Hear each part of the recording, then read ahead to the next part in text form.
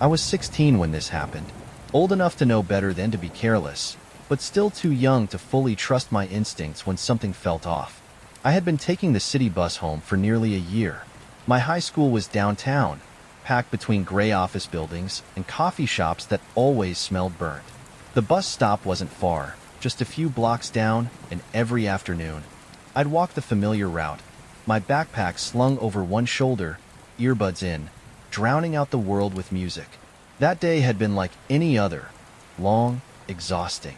Dance practice had run late, and by the time I stepped onto the bus, the sky was already beginning to darken, a deep shade of blue with streaks of dying sunlight. I slid into a seat near the front, right by the aisle, as I always did. The bus wasn't too crowded. A couple of older women sat near the driver, chatting quietly. A group of teenagers in the back laughed and nudged each other, probably heading home from some after-school hangout. And then there was him. I didn't notice him at first. Not really. But when I sat down, I felt it. That prickling sensation on the back of my neck. Like being watched. I turned my head slightly, just enough to glance at the man sitting across the aisle. He was looking directly at me. I should have looked away, but I didn't. His eyes were dark, almost black in the dim bus lighting, and his lips curled into a slow, unnatural smile. Something about it made my stomach twist. It wasn't a normal smile. It was too deliberate, too fixed, like he was waiting for something. I forced myself to smile back, quick and polite, and then turned to face forward. It was nothing, I told myself. Just a weird guy on the bus. Ignore him. But even as I pulled my book from my backpack and flipped to the page I'd left off on, I could still feel his eyes on me. I shifted in my seat. The pages blurred in front of me. My heart thumped too fast. Why was he still staring? Minutes passed. The bus moved through its usual route, stopping to let people on and off. Each time the doors hissed open, I prayed the man would leave. That he'd just been staring because he was lost in thought. Or maybe he was just strange and harmless, and I was overreacting. But he didn't leave. Instead, every time I stole a glance, I noticed that his grin never wavered. His hands gripped his thighs tightly, fingers twitching like he was waiting. I swallowed hard, my mouth suddenly dry. Then, the bus lurched to a stop. My brother stepped on. Relief flooded me instantly. My younger brother and I didn't sit together on the bus. We had our own spaces, our own routines. But knowing he was there made me feel safer. He was only a year younger, but he had broad shoulders and an intimidating presence, even if he didn't mean to. I turned slightly, watching as he climbed up the small steps to the back. My gaze flicked toward the man across from me. His smile was gone. For the first time, he looked bothered. I felt a rush of cold realization. He had expected me to be alone. The thought made me grip the book in my hands so tightly my knuckles turned white. I turned my body slightly, angling myself toward the aisle, so I could see both my brother and the man at the same time. The bus rolled forward again, and for a moment, I thought maybe that was the end of it. Maybe he would lose interest now that I wasn't alone. I was wrong. He didn't just keep watching me. He started mimicking me. I shifted in my seat. He shifted in his. I rubbed my arm. He did the same. I let my fingers trail over the zipper of my jacket, pretending to adjust it, and a second later, his fingers twitched over the zipper of his own. I felt sick. I knew then that this wasn't just some awkward guy staring. This was intentional. A game. He was trying to get inside my head. I forced myself to keep my breathing steady. Just ignore it. Don't let him see you're scared. But I was. I was terrified. The next stop was coming up. My stop. I wanted to stay on the bus. I wanted to wait until he got off first, just to be sure.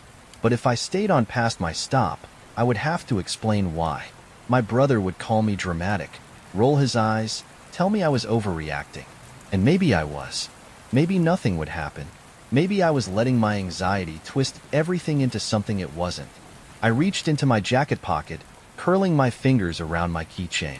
A small bottle of pepper spray dangled from the ring. I held it tight, the metal cool against my palm. The bus slowed. My heart pounded against my ribs. I stood up. So did he. Oh God. He wasn't just staring anymore. He was coming with me.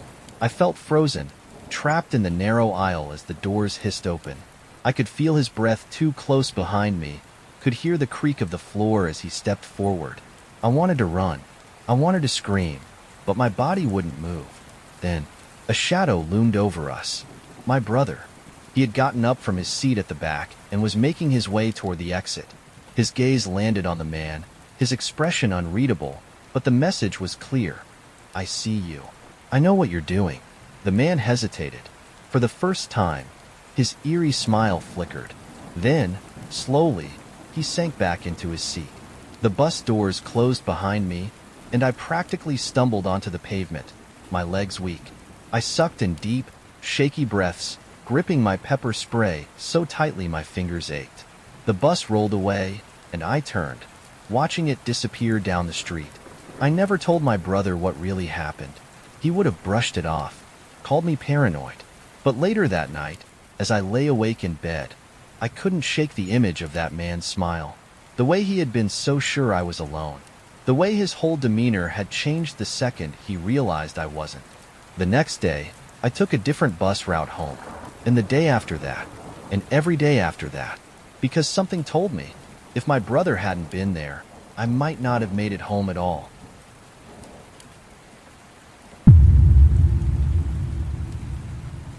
It was the kind of afternoon where the air felt too still, like something was waiting to happen. The sun was beginning to set, casting long, stretching shadows across the sidewalk. The leaves barely stirred in the trees, and the occasional car that passed by did little to break the eerie silence. I was 11 at the time, waiting at my usual bus stop after school, just like I did every other day. Normally, my mom was already parked at the curb by the time I got off the bus. She'd wave at me through the windshield, her usual distracted but warm smile on her face. I'd hop in, and we'd drive the short distance home. But today was different. Today, she wasn't there. I pulled out my phone and texted her. "Where are you?" No answer. 5 minutes passed. Then 10. I kicked at a loose rock on the sidewalk and glanced up the street. I hated standing here alone. The bus stop was right next to the entrance of a small park. Just an old, rusted swing set and a few wooden benches no one ever sat on. But behind it was a thick cluster of trees, dense enough that I couldn't see more than a few feet into them. The bushes rustled occasionally, but it was probably just the wind. Probably.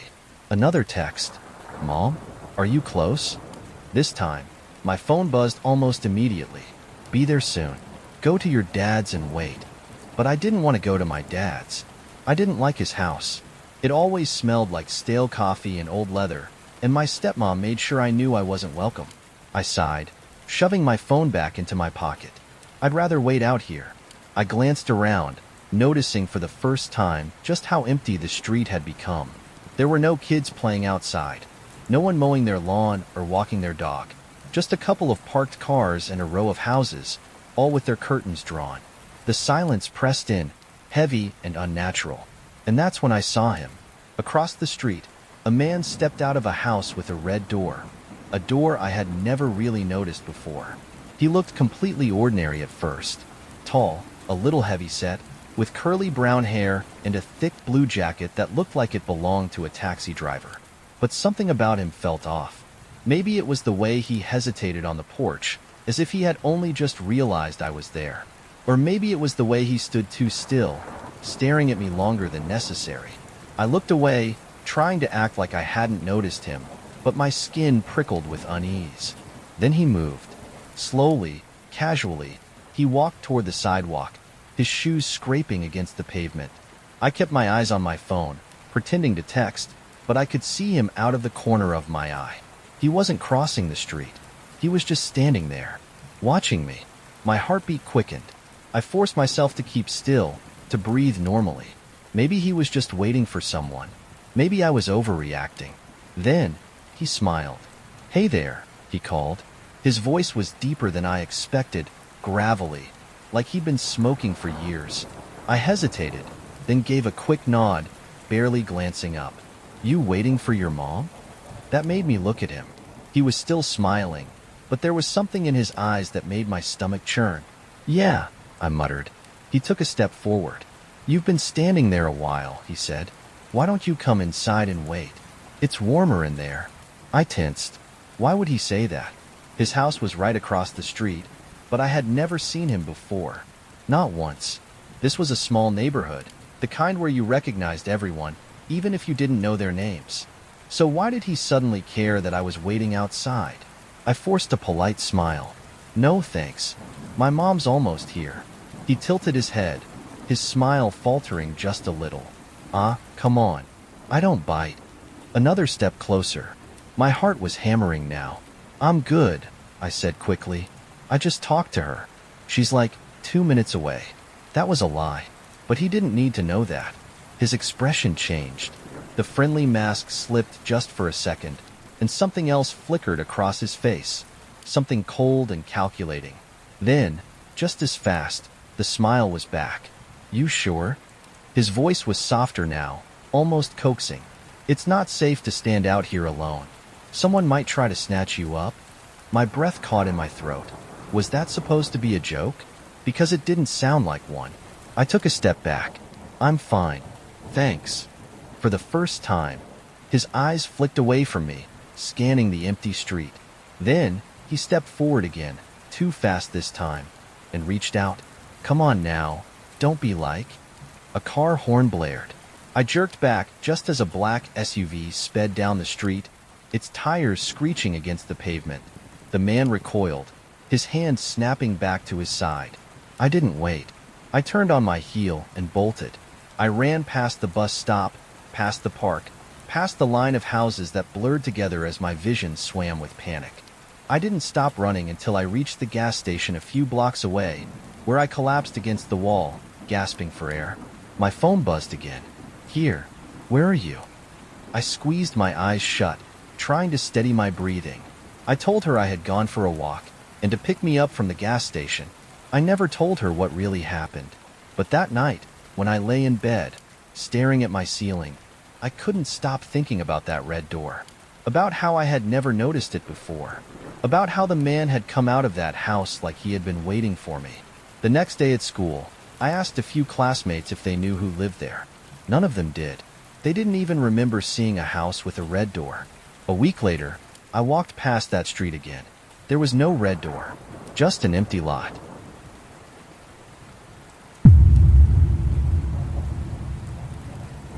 I've always struggled with anxiety. Ever since I was a kid, simple things like ordering food at a restaurant or answering a question in class would send my heart racing. My mom used to tell me that it was just nerves, that I'd grow out of it. But I never did. If anything, it got worse as I got older.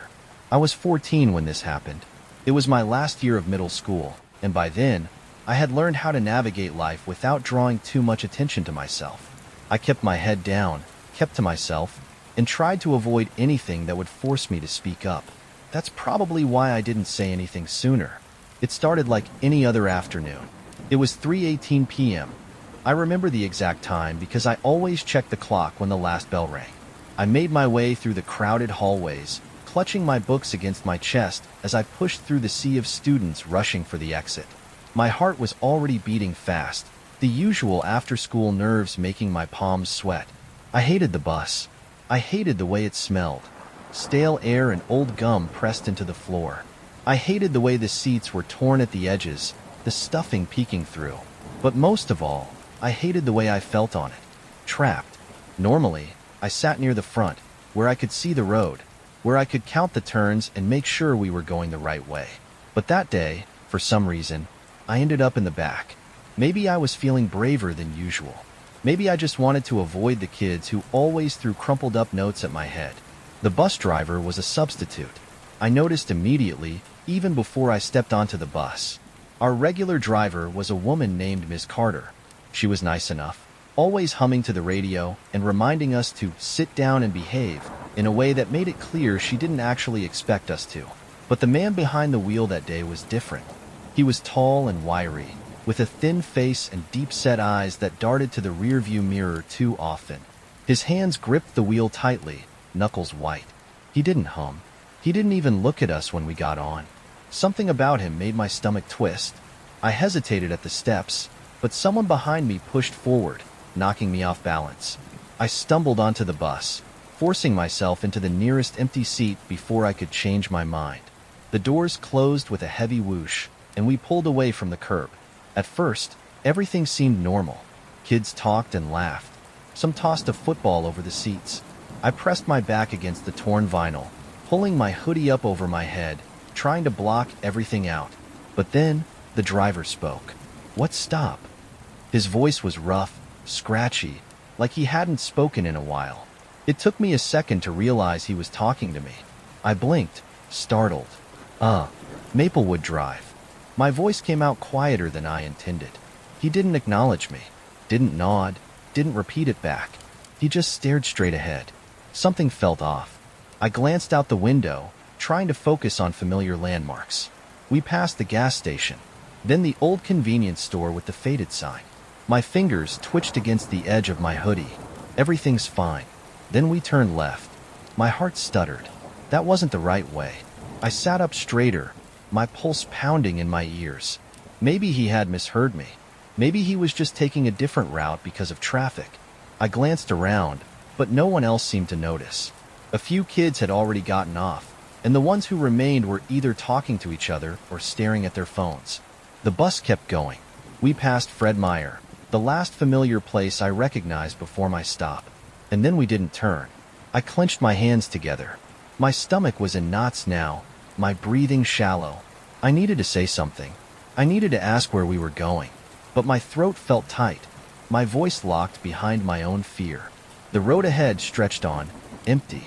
No houses, no stores, just trees lining either side of the pavement, their dark branches reaching out like claws. I swallowed hard. Then the bus turned onto the freeway. Panic surged through me like ice water. I knew where we were now. The freeway led out of town, toward the airport, toward nothing but fields and industrial buildings. I should have yelled. I should have demanded to know what was happening. But all I did was sit there, frozen in my seat, my hands gripping the edge of my jeans so tightly my nails dug into my skin. I wasn't the only one who noticed anymore. A few other kids were looking up now, frowning as they peered out the windows. One of them muttered, "Where are we going?" But no one answered. The driver didn't say a word. My heart pounded against my ribs. I needed to get off this bus. Now, I forced myself to move, to push down the rising terror choking me. "Excuse me?" My voice was barely above a whisper. Pathetic. The driver didn't react. I licked my lips, forcing myself to speak louder. "Hey, I think you missed my stop." Still nothing. The trees blurred past us, the sun dipping lower, casting long shadows through the windows. I was trapped. Every muscle in my body screamed at me to run, to do something, but the bus was still moving. Even if I pulled the emergency cord, we were on the freeway. Jumping out wasn't an option. Then, a sign. A small, green road sign flickered past the window. Last exit before airport 2 miles. 2 miles. That was my chance. The airport meant taxis, crowds, cameras. I just had to get there. I gripped my backpack straps, my body coiled tight like a spring. Then, the driver's head tilted slightly, just enough for me to see his mouth move. "You're the last stop." A chill ran down my spine. No, I wasn't. Panic clawed at my throat. I didn't think. I just acted. I stumbled into the aisle, rushing toward the front. My knees felt weak, my vision swimming. "Let me off." My voice was firm now, but my breath was shaky. The driver didn't answer. He just kept driving. I felt like I was going to be sick. My fingers wrapped around the metal pole by the front steps, my whole body trembling. I could see his eyes in the rearview mirror now, watching me. And then, the bus slowed. The exit was coming up. I didn't wait. I pulled the emergency door release. The alarm screamed, piercing through the bus. The doors shuddered open, and before I could second-guess myself, I jumped. The pavement slammed into me, pain exploding through my hands and knees as I rolled onto the shoulder. The bus kept going, didn't stop, didn't even slow down, just disappeared down the road, leaving me breathless and shaking on the side of the freeway. I never saw that substitute driver again, and the school never found out who he was. Because, according to their records, there wasn't supposed to be a substitute that day.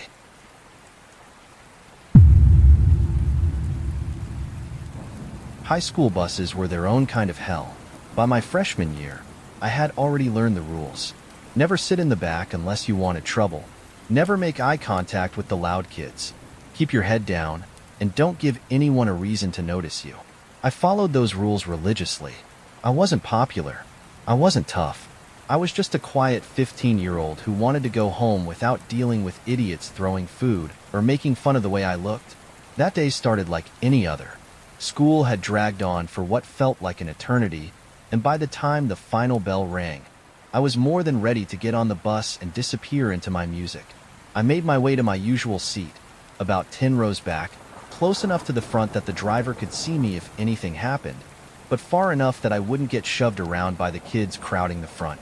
I pulled out my headphones and was about to settle in when someone sat behind me. I didn't have to turn around to know who it was. His name was Anthony. Everyone called him Ant. He was one of those kids who had been held back a couple of years, way older than the rest of us. 19, 6 feet tall, built like a linebacker. He wasn't a typical bully. He didn't shove people into lockers or demand their lunch money, but he had a way of making people uncomfortable, and for some reason, that day, he had decided to sit behind me. I felt it immediately, that weird pressure on the back of my head, like someone was watching me. Then came the first tap. Thump. Something hit my seat from behind. I stiffened. Thump. Again. I exhaled through my nose, willing myself to ignore it. Maybe he was just messing around. Maybe he wasn't even paying attention to me. Thump. Thump. Thump. I turned slightly, just enough to glance over my shoulder. Ant grinned at me. What's up? I forced a smile. Hey, can you stop hitting my seat? Yeah, sure, he said, still smiling. I turned back around. Thump. I clenched my jaw. This time, it wasn't a tap. It was harder, deliberate. The seat jolted under me. I turned fully now, my heart beating faster. Seriously, man, stop. Ant just grinned, but there was something wrong with it. That's when I saw it. The knife. It wasn't a huge one, not some scary horror movie blade, but it was enough. A thin, sharp edge glinting between his fingers. And he wasn't just holding it. He was stabbing the seat. My seat. Right where my back had been pressed just seconds ago. I went cold. My brain scrambled for something to say. Something that wouldn't piss him off. My voice felt too small. What are you doing? Ant tilted his head, still smiling. And in a voice so casual it made my stomach turn, he said, I'm stabbing it. I should have said something. I should have stood up, told the bus driver, made a scene. But I didn't, because that grin never wavered. And that knife? It was way too close to my spine. So I did what I always did when I felt unsafe. I froze. I turned around slowly, facing forward, my heart pounding in my ears. I kept my posture stiff, my hands gripping my backpack in my lap so tight my knuckles ached. Behind me, thump, thump, thump. The blade punctured the vinyl seat again and again. I counted each stab in my head, each one sending a fresh wave of nausea through me. The bus ride home was 15 minutes long. 15 minutes of trying to convince myself I was overreacting.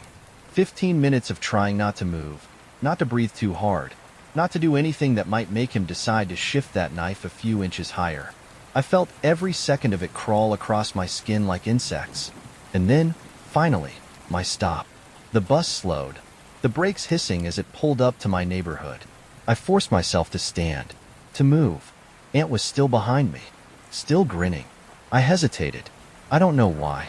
Maybe I thought if I rushed, he'd take it as an invitation to follow me. Maybe I was just scared to turn my back on him completely. Either way, I took too long, because just as I stepped into the aisle, I felt something cold press against my lower back. I didn't have time to think. My body reacted before my brain did. I lunged forward, stumbling toward the front of the bus.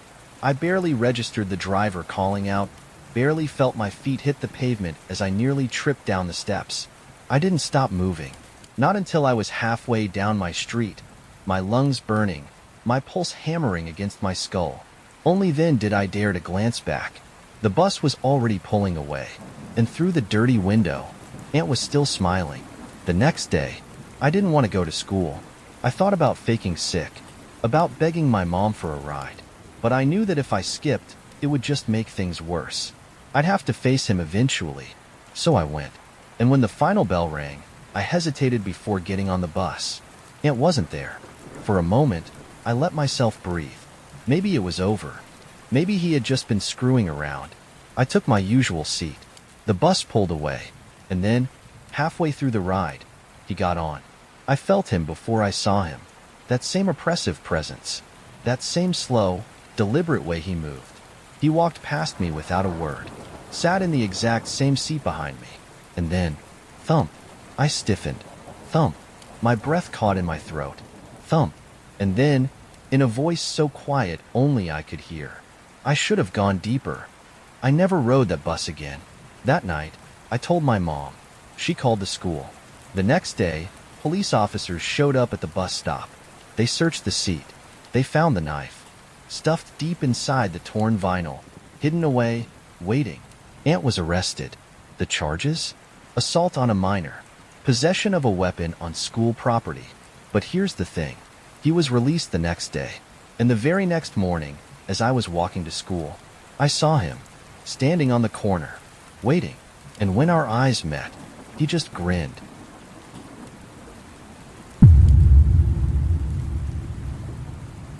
Public transportation has always made me uneasy. The thought of being trapped in a moving vehicle with strangers, nowhere to go, no real control. I hated it. But in Trinidad, where I live, sometimes there's no other choice. The maxi taxis, our version of shared public minibuses, were cheap and convenient, even if they always felt too crowded, too warm, too unpredictable. That day, my mom and I had no other option. Her car was in the shop, and we needed groceries. The only way to the store was a 40-minute ride on the maxi, something we used to do all the time before we moved further away. I tried to ignore the nerves sitting heavy in my stomach. It was just a ride, like any other. We would get there, shop, and come back home. I kept telling myself that. We caught the maxi near our neighborhood, and to my relief, it wasn't full yet. My mom slid into a seat first, and I sat by the window, grocery list folded in my pocket. The driver, a man with graying hair and a tired face, barely looked at us as we climbed in. I spent the entire ride staring out the window, lost in my own anxious thoughts, but nothing happened. No weird passengers. No creepy men sitting too close. The worst thing that happened was that some guy's phone kept blasting bad music from the back. I even started to relax, laughing with my mom as we walked into the store, picking up more than we needed. Some good cheese, extra snacks, things that made the trip feel normal. And then, on the way back, everything went wrong. The ride home started off fine. We found seats in the same place as before. My mom in the middle, me pressed against the window, our bags between us. The maxi was half full, people scattered across the seats, some staring at their phones, others just lost in thought. The usual. Then, we made a stop. 3 men got on. I knew immediately something wasn't right. They didn't come together, not exactly, but the way they moved, the way they looked around first before sitting down separately, it made my stomach clench. 2 of them sat near the front. The third, right next to my mom and me. I tried to ignore the cold prickle creeping up my spine. Maybe they were just regular passengers. Maybe I was being paranoid. Then the man next to us pulled his mask higher, tugged his cap lower, and slouched in his seat like he was trying to disappear. That's when I knew. I turned slightly, my heart picking up speed. My mom hadn't noticed anything yet. She was on her phone, scrolling, relaxed, completely unaware. I wanted to tell her, something's wrong. We need to get off. But before I could, the maxi stopped again. 2 more men got on. I felt like ice water had been dumped over my body. This wasn't random. This was planned. The last 2 men didn't even sit down. They just stood near the doors, blocking the exit. And then it happened. A voice. Low. Cold. Everybody stay quiet. The driver barely had time to react before one of them grabbed him. An arm around his neck, a gun pressed against his temple. The entire maxi fell into stunned silence. For a second, I thought I had imagined it, that my brain was making up some worst-case scenario. But then I heard the sound of a gun being cocked, and I knew this was real. Wallets, phones, bags. Now, nobody moved. Nobody breathed. The gunman stepped forward, his eyes scanning the passengers, his grip tightening on the weapon. He was young, maybe in his early 20s, but there was nothing nervous about him. He had done this before. He knew exactly what he was doing. I could feel my mom tense beside me, her body going rigid. The first scream came from a woman across the aisle. She clutched her purse like it was the only thing keeping her grounded, tears streaking down her face. One of the men ripped it from her hands. That was all it took. Suddenly, everything was moving too fast. The men were everywhere at once, yanking bags from laps, pulling gold chains from necks, snatching phones out of hands. One of them grabbed a man by his collar and shoved him back against the seat, digging through his pockets. Another kicked over a bag of groceries, not even bothering to check what was inside. The man next to my mom and me stood up. I didn't move. I couldn't move. I watched as he reached for my mom's purse. She held on. Tight. Too tight. She wouldn't let go. "Give it," he snarled, tugging hard. But she wasn't letting go. I wanted to scream at her to stop, to just let them take it. But I knew why she was holding on so tightly. Her new phone was inside. The phone she had just replaced after months of saving. Her wallet was inside, with all our grocery money. And she knew, if they took that, we'd be screwed. The man pulled harder. My mom gritted her teeth and yanked back, her knuckles turning white. And then, somehow, she won.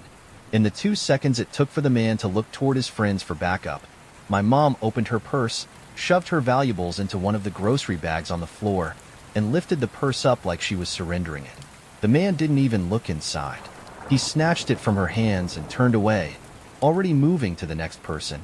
The whole thing lasted less than 2 minutes. Then, just as quickly as it had started, they were gone. They ran out of the maxi, disappearing into a small side street, slipping into the bushes like they had done this 100 times before. Nobody moved. For a long moment, the only sound was the driver gasping for breath, his hands shaking as he gripped the wheel. Then, someone started crying. And just like that, the world snapped back into place. The driver pulled away from the stop, speeding straight to the police station. We spent the next hour giving statements, watching as officers wrote everything down, knowing nothing would come of it. They sent out a patrol car, but we all knew the truth. Those men were long gone. In the end, most people lost something. Their phones, their money, their bags. But not us. My mom and I, we were the only ones who left with everything we came with. It was pure luck, a gamble. But as I lay awake that night, staring at the ceiling, I couldn't stop thinking about one thing. One stupid, terrifying thought looping over and over again. What if he had checked the bag? What if he had noticed my mom's trick? What if they had decided we were worth more than just a purse? And what if next time, they didn't leave anyone alive?